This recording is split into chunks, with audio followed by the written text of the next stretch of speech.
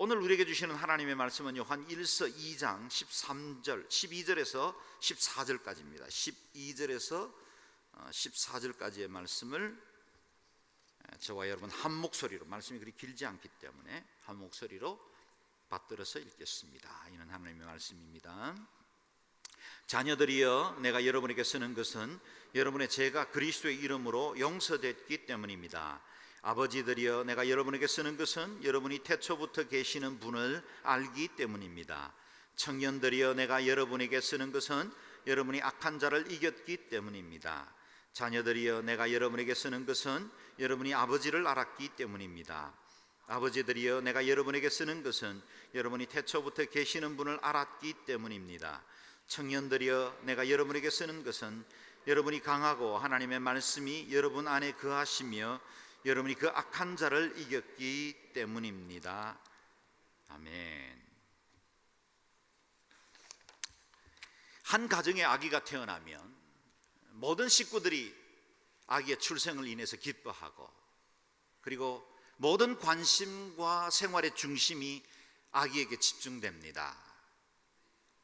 아기의 표정 하나, 옹알이 하나 때문에 온 식구들이 얼마나 반응을 하는지, 그건 자녀를 키워본 모든 분들은 익히 경험해 잘 알고 있는 것이지요. 그러나 출생의 기쁨보다 더 큰 기쁨은 아이들이 조금씩 성장하고 자라나는 것을 보는 기쁨입니다. 저희 부모는 이제 빈둥지 부부가 되었습니다. 아이들이 이미 대학을 다 졸업하고 각자 자기의 생활 터전으로 갔지요. 한 아이는 간호사로 미국에서 병원에서 일하고 있고, 또 한 아이는 아프리카 르완다에서 단기 선교사로 섬기고 있습니다.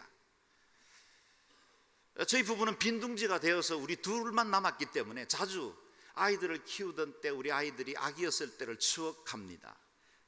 그때는 가난한 신학생이었습니다. 재정적으로도 굉장히 어려웠죠. 그리고 연년생 아이를 키우면서 아내도 굉장히 힘들고 어려운 시간을 보냈습니다. 그러나 돌아보면 그때 그 아기가 얼마나 귀엽고 우리에겐 행복함을 줬는지 너무너무 행복하고 정말 추억이 담겨있는 시간이죠. 그러나 만약 우리 아이가 그때 그 모습 그대로 지금도 성장하지 않은 채로 있다면 우리 부부에게는 큰 근심과 아픔이 되었을 겁니다. 우리는 출생의 기쁨도 중요하지만 성장하면서 누리는 그 기쁨이 더 크다는 사실을 알게 됩니다. 아이가 이제 태어나서 눈을 뜨기 시작하고 엄마의 얼리는 것에 반응을 하고, 젖을 먹다가 젖을 떼고 이유식을 하고, 뒤집기를 하고, 배밀이를 하다가 어느 날 기어가다가 소파를 잡고 일어서면 온 가족들이 환호성을 하고, 그 아이가 말을 하기 시작하면 그 한마디 한마디 때문에 우리는 행복해하죠. 성장할 때 누리는 기쁨이 출생의 기쁨보다 훨씬 더 큽니다.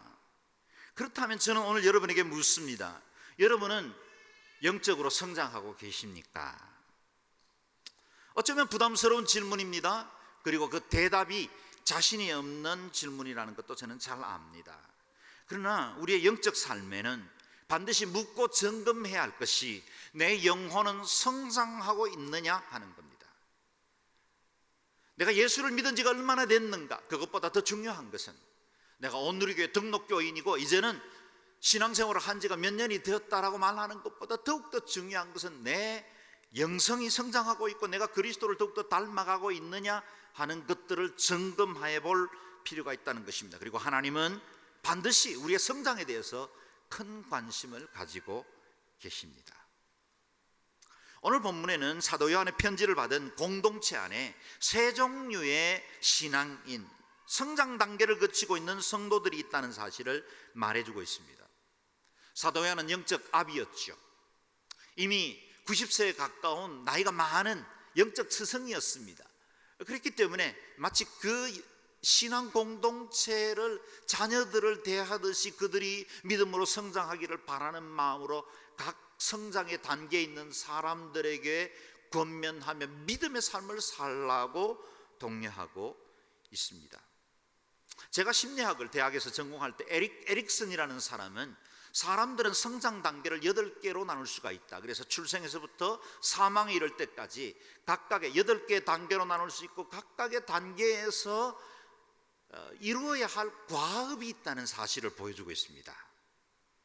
그래서 아기 때, 그리고 성장하면서 아이 때, 소년 때, 청년 때, 장성하였을 때, 노인이 되었을 때, 각양의 세대에 따라서 자신에게 주어진 과업들을 성공적으로 수행해야 자기 인생의 가치관에 대한 분명한 확신, 그리고 정체감을 갖고 행복을 누릴 수 있다는 겁니다.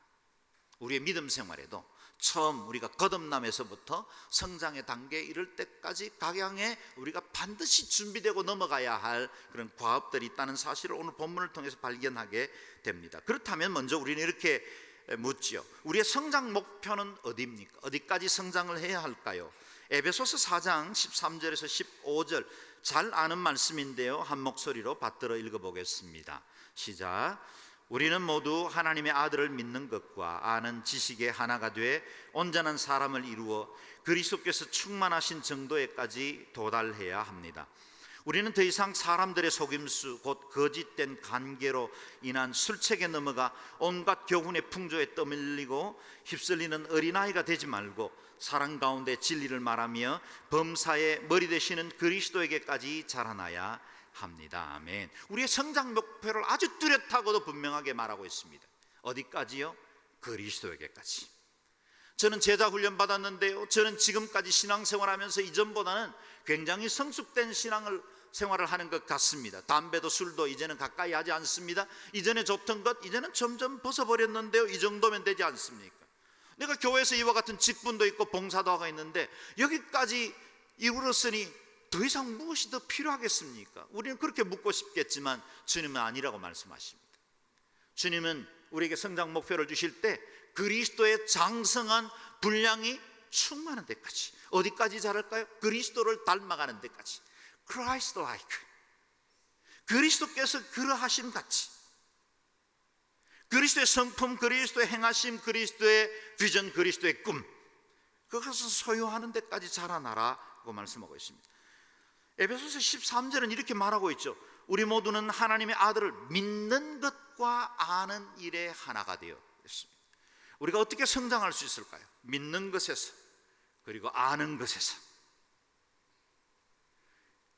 그냥 단순히 가슴으로 믿는 것으로 그치지 않고, 내가 알고 있는 성경 지식으로 그치지 않고, 이것들이 내 안에서 통합이 되고 내 삶 안에서 그리스도의 성품으로 온전하게 열매 맺게 될 때 그리스도의 충만하신 정도까지 자라날 수 있다는 것입니다. 그때 더 이상 우리가 늘 주일 아침에 오면 맨 먼저 우리 자신의 한 주간의 삶을 돌아볼 때 갈등하고 후회스럽고 아파하고 주님 앞에 회개하는 것처럼 사람들의 속임수, 거짓된 관계로 인한 술책, 온갖 교훈의 풍조, 그것에 휩쓸리는 어린아이처럼 살던 삶 말이죠. 그것을 벗어버릴 수 있는 성숙한 인생으로 나아갈 수 있다.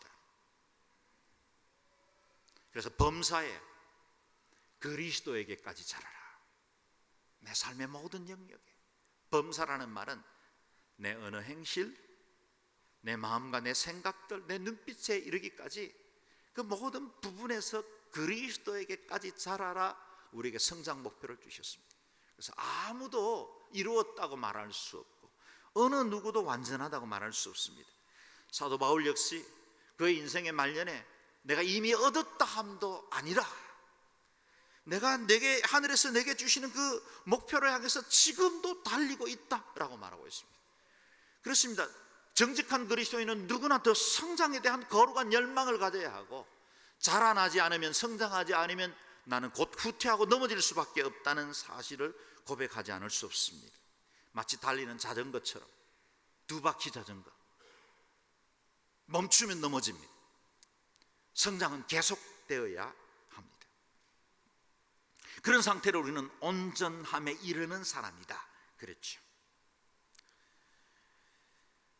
그렇다면 왜 우리가 그리스도의 장성한 분량이 충만한 데까지 이르는, 어쩌면 우리에게는 불가능해 보이는 것처럼 보여지는 목표 앞에 서야만 할까요?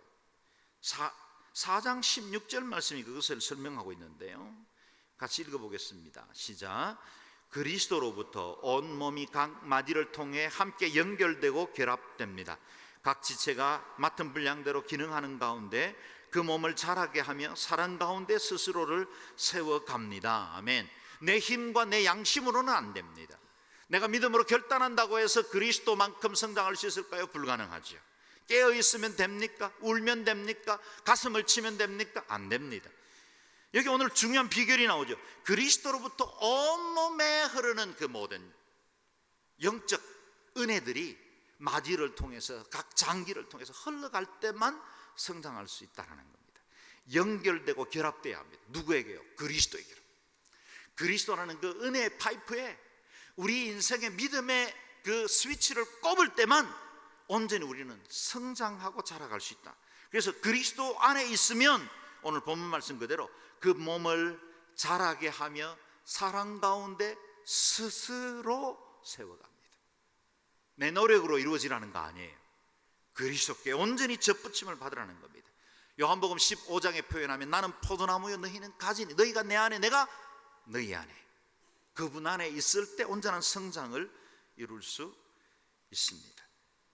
오늘 본문의 세 종류의 영적 단계를 보면 본문이 이렇게 산만하게 앞뒤 순서를 갖추지 않고 흩어져 배열되어 있기 때문에 세 종류의 사람을 이렇게 다룰 수 있습니다. 첫 번째는 12절에 등장하는 자녀, 13절에 아비, 그리고 13절, 14절에 청년. 순서가 조금 정확하지는 않습니다. 그래서 우리말 성경 번역본에는 12절에는 자녀라, 14절에도 자녀라 그렇게 하는데 개역 개정에 보면 12절에는 자녀라 하고 14절에는 아이라 그렇게 표현을 합니다. 조금씩 두 단어가 다릅니다. 그래서 헬라어 원어에도 보면 12절은 텍토니온, 14절은 파이디온. 우리말로 번역하면 12절은 갓난 아기들, 이제 젖먹이 아기 유아에 해당된다면 파이디온은 이제 소년, 뭐 그런 정도, 소년 소녀 그런 정도로 단어의 구분이 될 수 있겠습니다. 그러나 오늘 우리는 유소년기를 하나로 묶어 성장의 세 단계를 구분해서 말씀을 살펴보는 것이 좋겠습니다. 첫 번째 단계는 영적 유소년 단계입니다. 12절 말씀을 같이 읽어보겠습니다. 시작. 자녀들이여 내가 여러분에게 쓰는 것은 여러분의 죄가 그리스도의 이름으로 용서됐기 때문입니다. 자녀들이여, 하나님의 자녀된 사람들 어느 누구에게나 해당이 됩니다.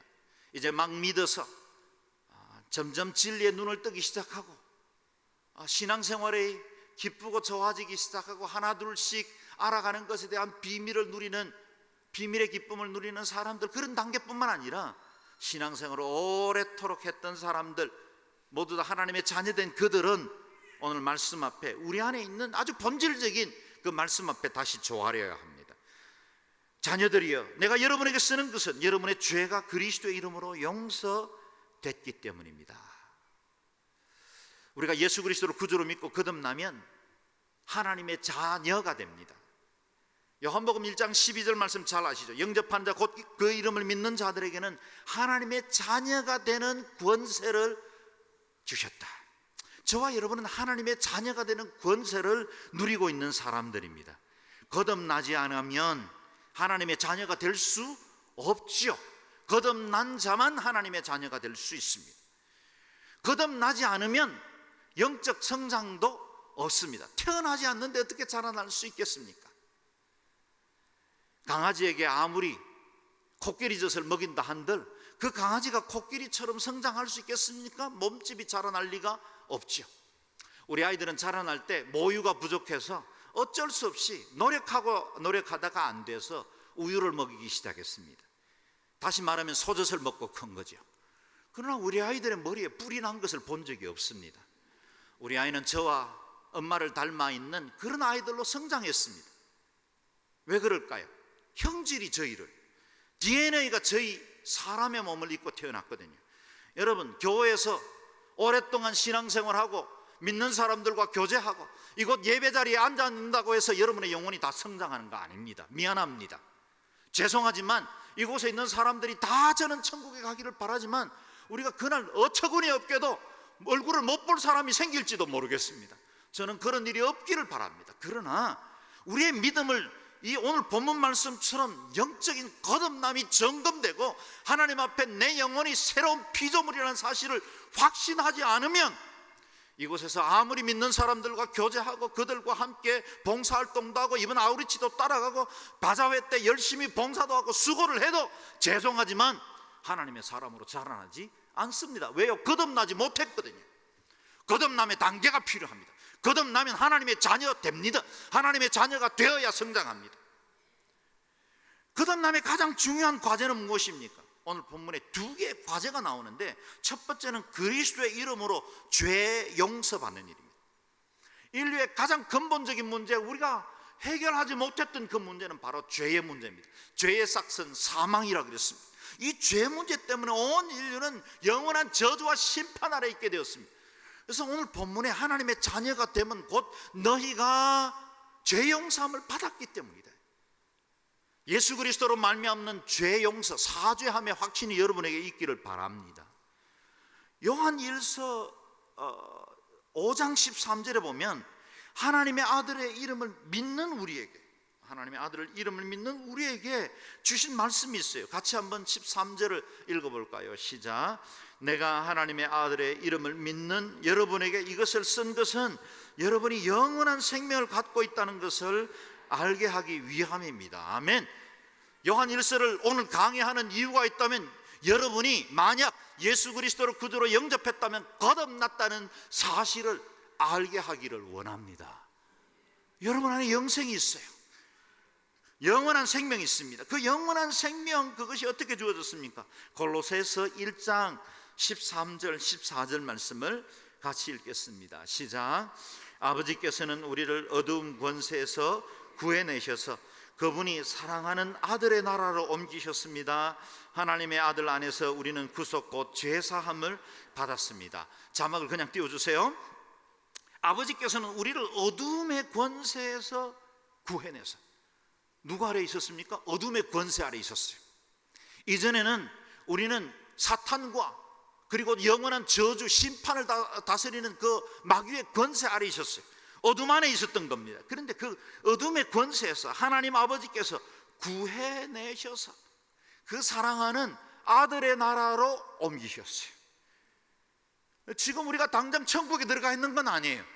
그러나 예수님을 믿고 고백하는 순간, 우리 안에 그 거듭남이 완성되는 순간 우리는 이미 빛의 나라로, 아들의 나라로 옮겨진 거예요. 할렐루야.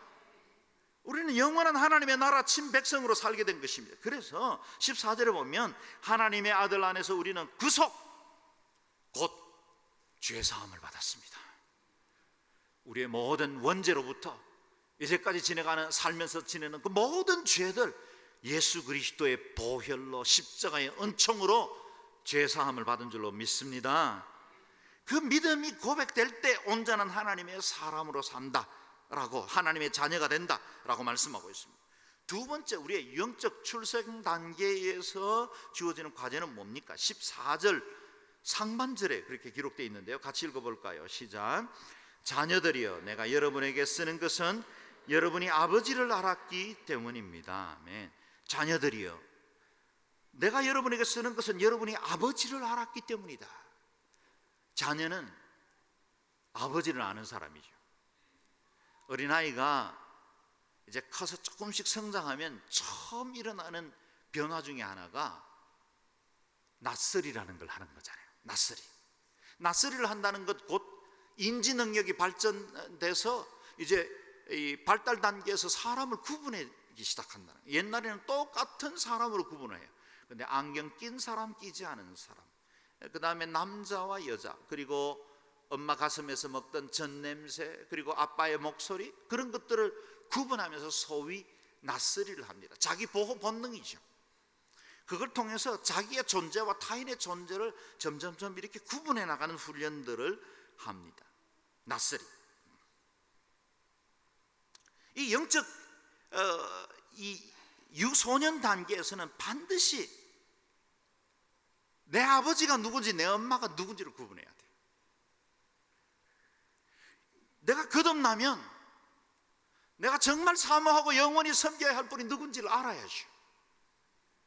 어느 날에는 이쪽을 기웃거리다가 어느 날은 저쪽을 기웃거리고 이 산이 아닌 게배 저 산인가 그러고 방황하고 신앙생활하면 영적 성장이 이루어질 수 없어요. 우리의 진짜 아버지가 누군지 구분해야 합니다. 세상에서 우리를 보호해야 할 것 같은 여러 신적 존재들이 많이 있지만 그런 존재와는 달리 온전히 그리스도 한 분, 하나님 한 분만이 내 삶의 주인이시고 내 인생을 책임지시고 영원토록 내 삶을 복락의 나라로 인도하시는 유일한 분이라는 사실을 믿음으로 고백할 때 진정으로 온전한 자녀의 과업을 이루어갈 수 있다는 겁니다. 영적 유소년기의 단계는 너무나 중요합니다. 누구나 이 단계를 거쳐야 합니다. 그리고 이 단계는 과거에 패스한 어떤 한 사건 정도로 그치지 않고 믿음의 사람들은 끊임없이 내가 거듭났던 예수 그리스도의 그 십자가와 보혈의 은총을 기억하고 다시 되새기며 믿음의 성장을 이루어야 합니다. 그러나 만약 여러분이 이 단계 자녀됨이 거듭났다면 이제 성장의 과제를 가져야 합니다. 예수 믿은 지 오랜 시간이 지났는데도 여전히 이 단계에만 머물러 있다면, 그래서 예수님 우편 강도 마지막 순간에 구원받은 그것만 부러워하고 있다면 영적 성장의 계기를 마련할 수 있는 기회가 필요합니다. 히브리서 5장 12절에서 14절 말씀을 한번 읽어볼까요? 시작.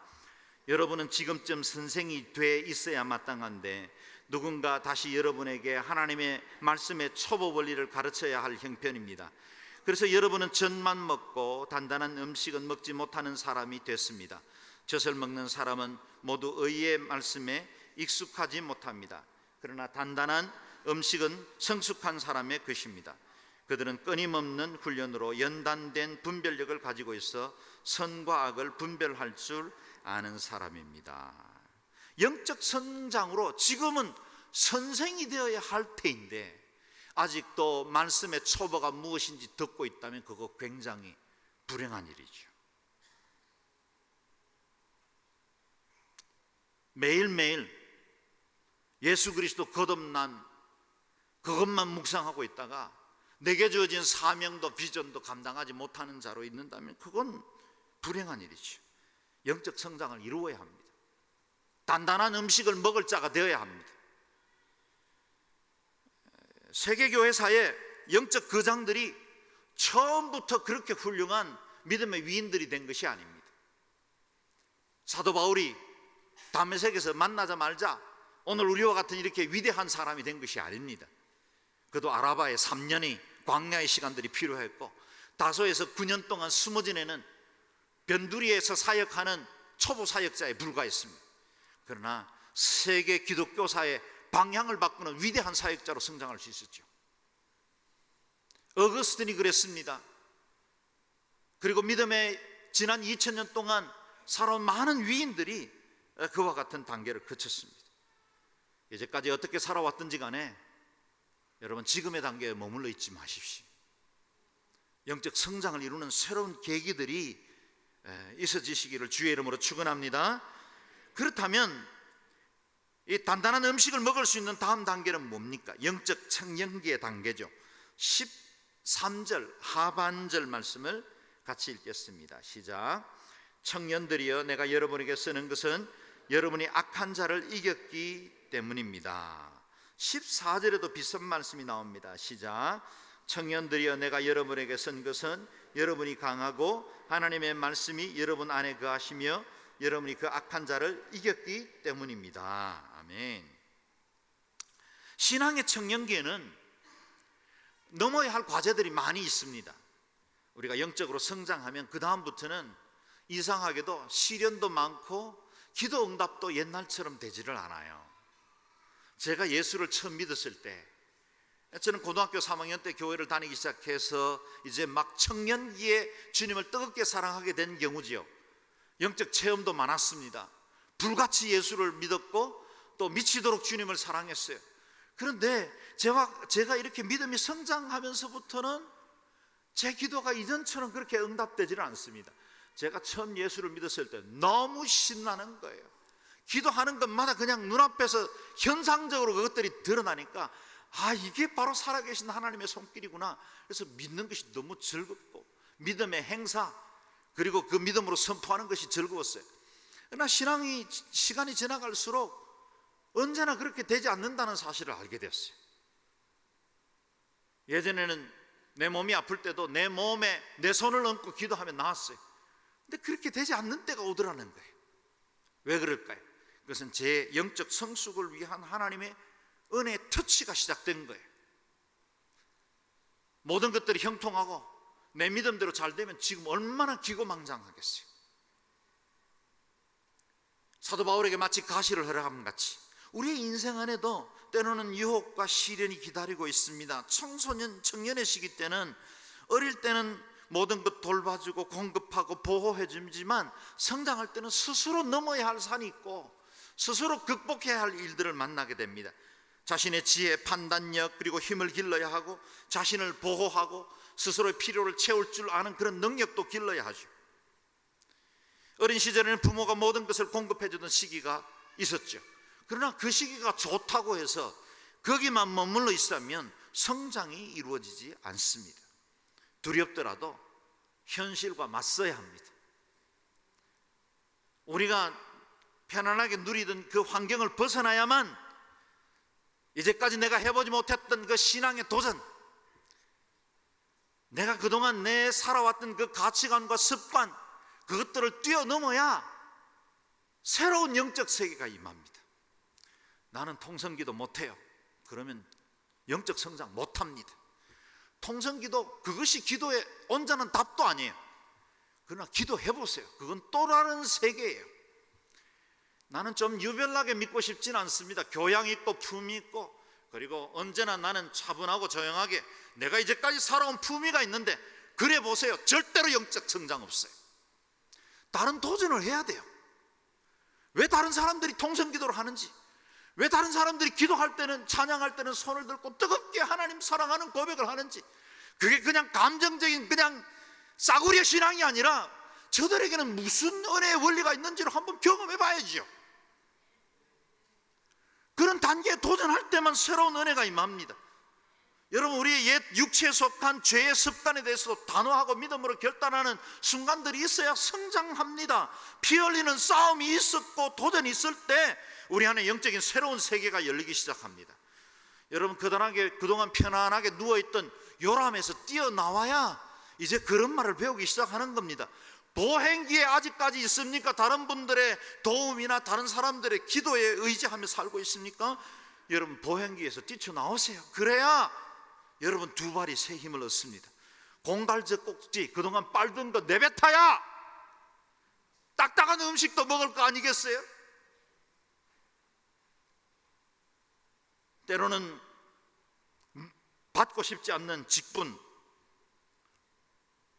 좀 받으세요. 이제까지 못 해보던 봉사 좀 해보세요. 여긴 로타리 클럽이 아니에요. 사회적인 소사이어티 클럽이 아니에요.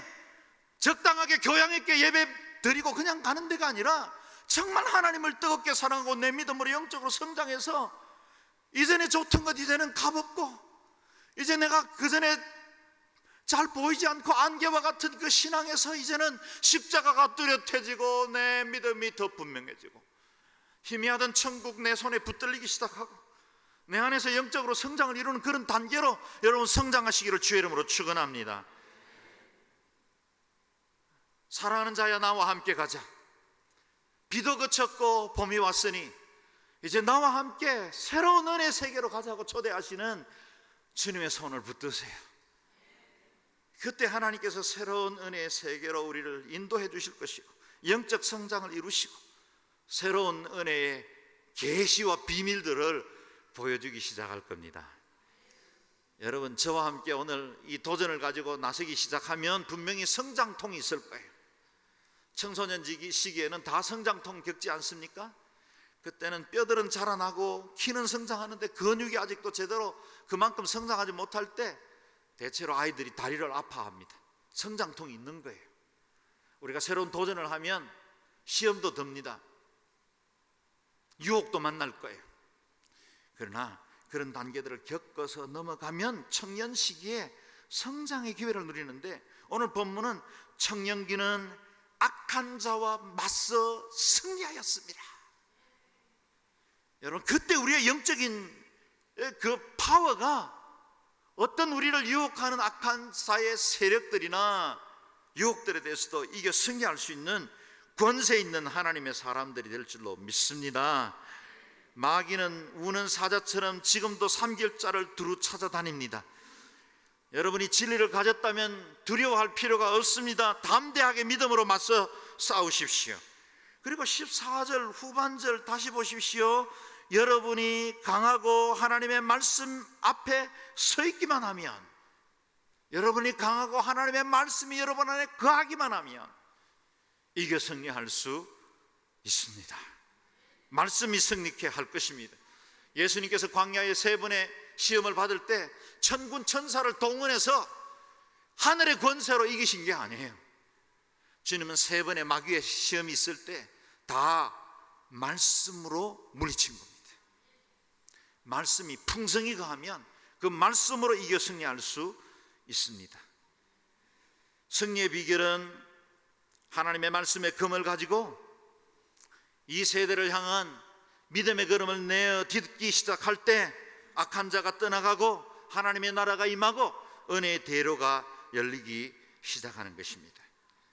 이런 영적 청년기를 보낼 때 하나님은 또다시 영적 아비의 단계로 더욱더 성장하도록 초대를 하십니다.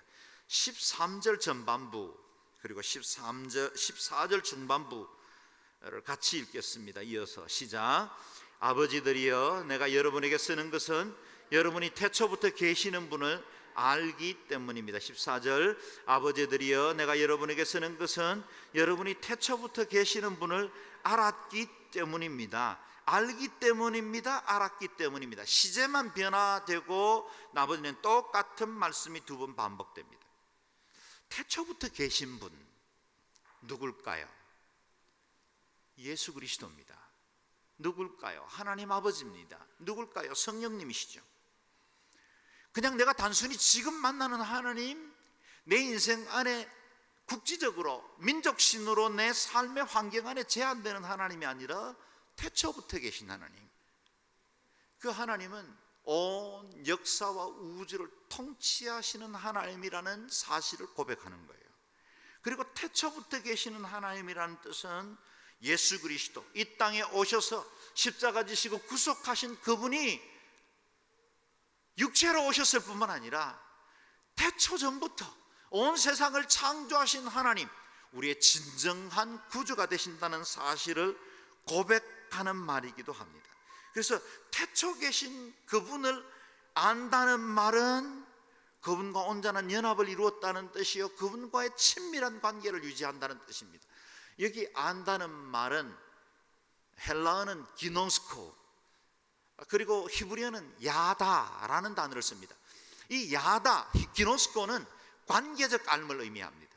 그냥 단순히 머리 지식 정보로 아는 것을 야다라고 하지 않습니다. 마리아가 수태고지를 듣고 천사에게 내가 남자를 알지 못하는데 어찌 아이가 생깁니까? 이게 남자를 알지 못한다라고 말할 때 그 야다, 그건 관계적인 의미죠. 너희가 태초부터 계신 이를 알았으며 라고 말하는 건 그 하나님 성부, 성자, 성령 세 분 하나님과 온전한 관계를 의미합니다. 그래서 시편은 너희는 하나님의 선하심을 맛보아 알지어다. 그냥 아는 게 아니에요. 맛보아 아는 거예요. 신앙이 이렇게 설교를 듣고 큐티를 하고 내가 지식으로 아는 게 아니라 맛보아 아는 단계는 달라요. 나는 여러분의 그 믿음의 단계가 경험으로 아는 하나님, 여러분 삶의 매 순간마다 일하시고 말씀하시고 인도하시는 하나님으로 아시기를 바랍니다. 성령님은 지금도 우리에게 말씀하시는 하나님이세요. 때로는 이 말씀하시는 성령님을 자칫 오해하면 이상한 신비주의에 빠지거나 또 특별히 예언이나 이런 은사에 대해서 관심을 갖는 것으로 빠지기가 쉽습니다. 그러나 여러분, 우리가 영이 깨어 있으면 하나님은 지금도 말씀하시는 하나님이세요. 세밀하게 말씀하시고, 그래서는 안 된다고 격려하시고, 이것을 해야 된다고 말씀하시는 하나님이세요. 성령님 지금도 말씀하지 않습니까?